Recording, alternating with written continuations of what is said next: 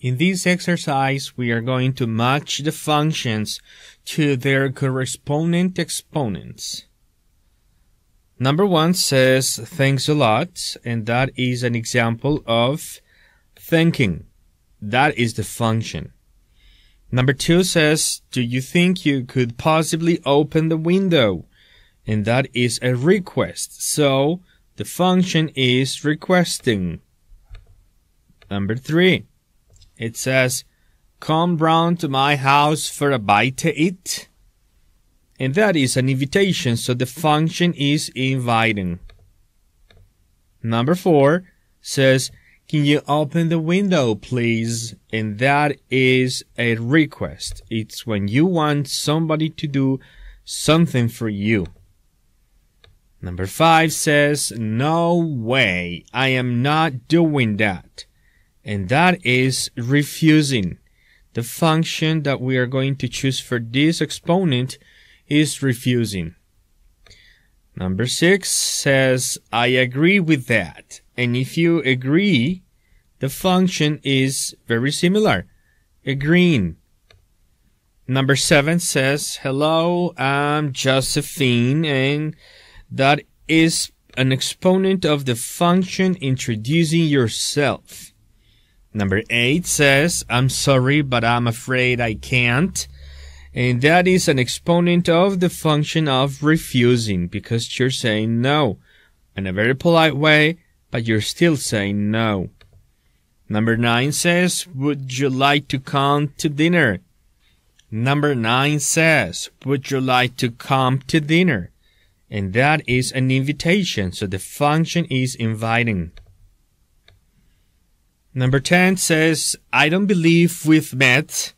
My name is James Sanders, and that is an introduction, so you are introducing yourself. Number 11 says, open the window, will you? And that is a request. I still want somebody to do something for me. Number 12 says, Mr. and Mrs. Smith request the pleasure of your company for the dinner. That is still an invitation, and it is very formal. Finally, number 13 says, yeah, you're right there. And if you have that exponent, it is the function of agreeing. The person is agreeing with what you're saying or thinking. And number 14 says, thank you very much indeed. And that is the function of thanking. So, something we can see here is that in English, there can be more than one exponent for one same single function. So, for example, if I say, do you think you could possibly open the window? Or, can you open the window, please? Both are exponents for the same function of requesting, and the difference is the level of formality. For number 2, it's formal.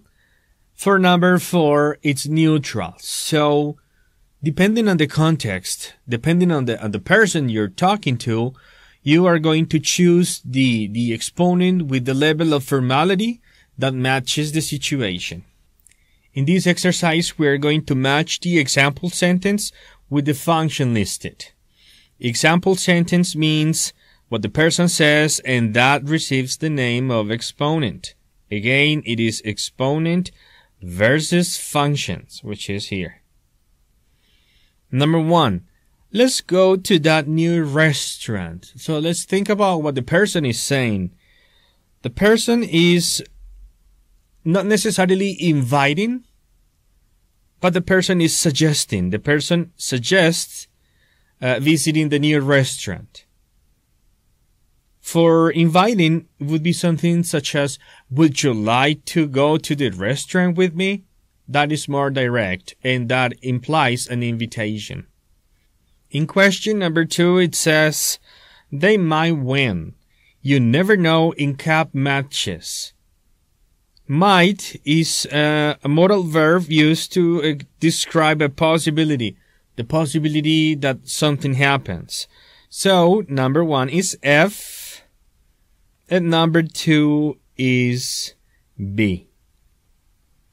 Then we have number 3. It says, watch out. That's dangerous. Watch out is an expression used to warn. So the answer here is warning. Number 4 says, my son can speak 3 languages fluently.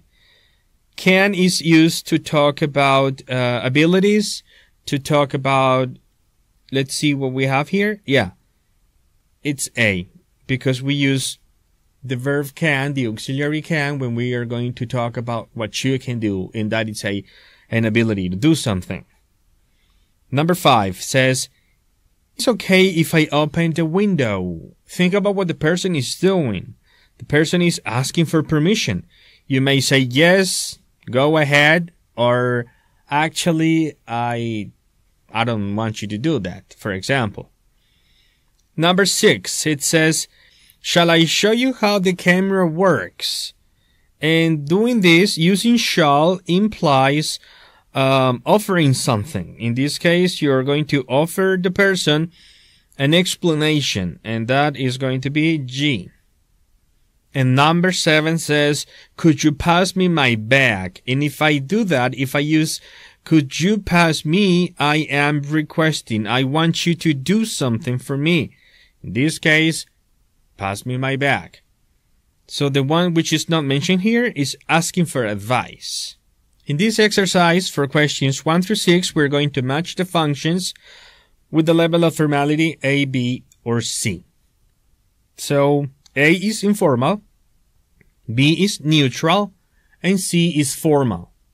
Number 1. Could you help me with my suitcase, please?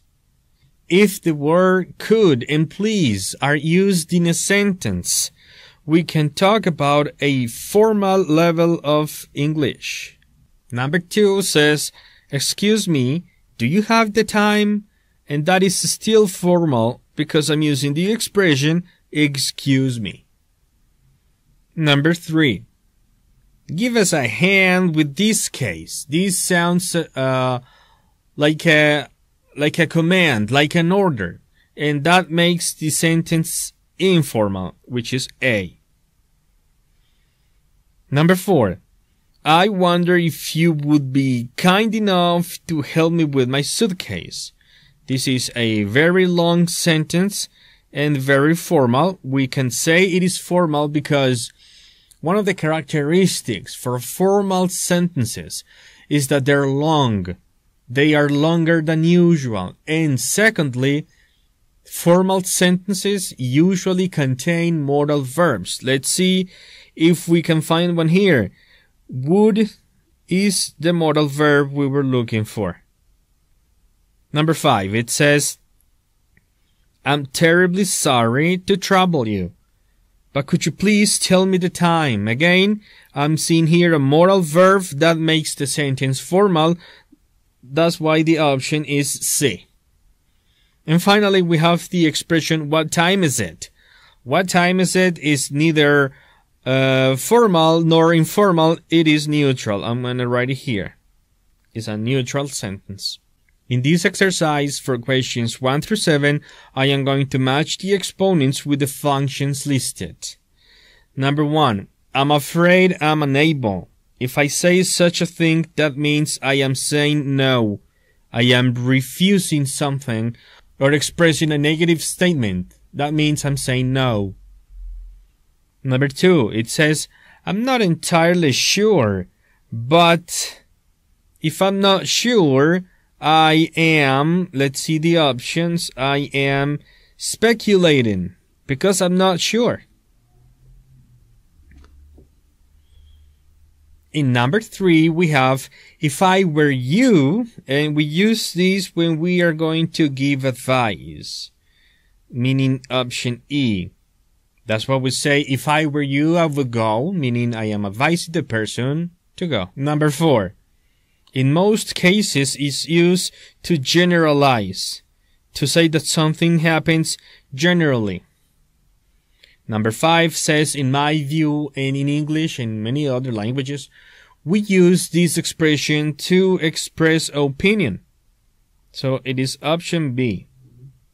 Number 6, Let's implies a suggestion. If I say let's go, I'm suggesting we go.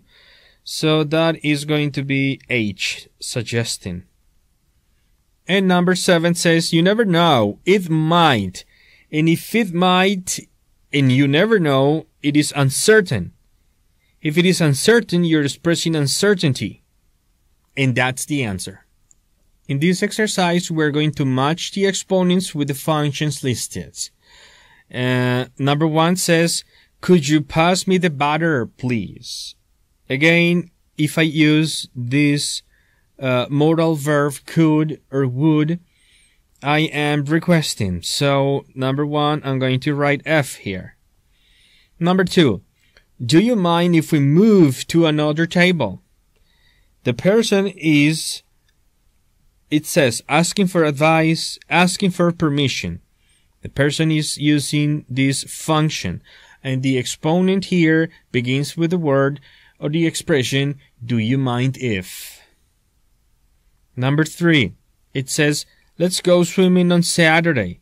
If I do that, if I use the expression let's go, I am suggesting. That would be option G. So for number 4, it says, look out. This is a busy road. And that implies a warning. The person is warning using the expression look out. Pay attention to something. Number 5 says, my sister is an excellent cook. If she's an excellent cook, the person is describing ability, which is option C. Then it says, the test might be easy. You can never tell. If you can never tell means you're not sure about something. It means it is possible, so you are describing possibility. Option D. Then it says, number 7, would you like me to show you how to use the computer? And if the person is doing that, the person is offering an explanation, is offering to do something for you. So the one which was not used was asking for advice. And that's how you can match exponents to functions.